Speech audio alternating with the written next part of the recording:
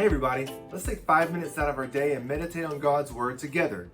The beginning of the great story tells us about the most basic relationship in our existence. The setting of the story in Genesis 1 and 2 introduces the major characters, and it tells us about the rest of the story. What happens here will inform everything else in the great story.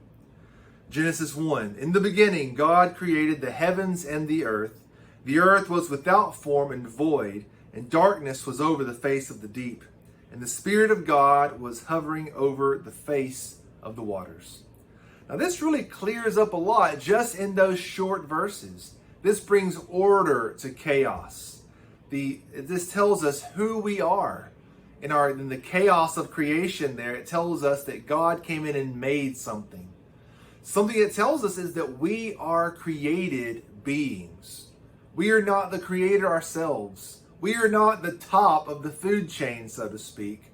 We are created, and we have a creator. And so if we have a creator, then the creator knows how creation should work. The creator knows what will break creation. The creator knows how creation should function. And so that means the creator knows what's right and what's wrong. The creator knows what's pure and impure for its creation. This also tells us that our creator has power. If our creator can just speak, as it says later in Genesis, and if we believe that God is the creator and he made the world like this, we should have no problem believing that God parted the Red Sea. We should have no problem believing that God raised the dead as he did with Jesus.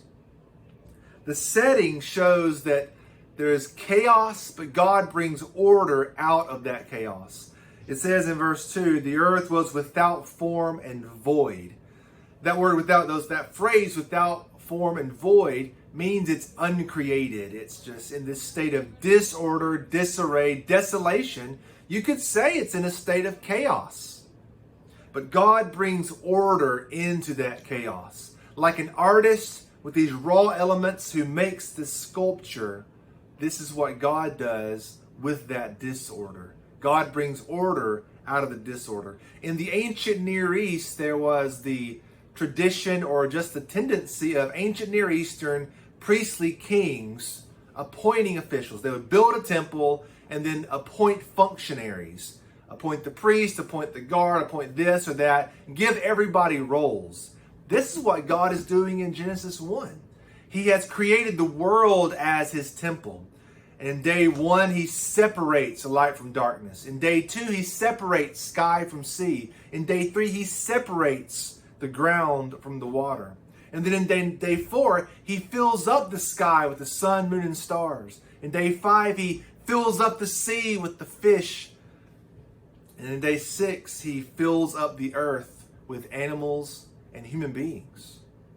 Something else this setting tells us about who we are is that we are made in the image of God. He made us with his imprint on us. He imprinted himself. He imprinted his character on us. And so when people look at us, when everything in creation looks at human beings, when we look at other human beings, we see people made in the image of God. We see reflections of God. That tells us about our value. That tells us that we are important. Each human being has special status. But this also tells us about our responsibility. We have the responsibility of being God's image bearers, of reflecting God's character onto creation around us. But like every good story has tension, like every good story has a crisis, we see that these major characters face a big problem. We'll talk about that next time we take 5. I'll see you then.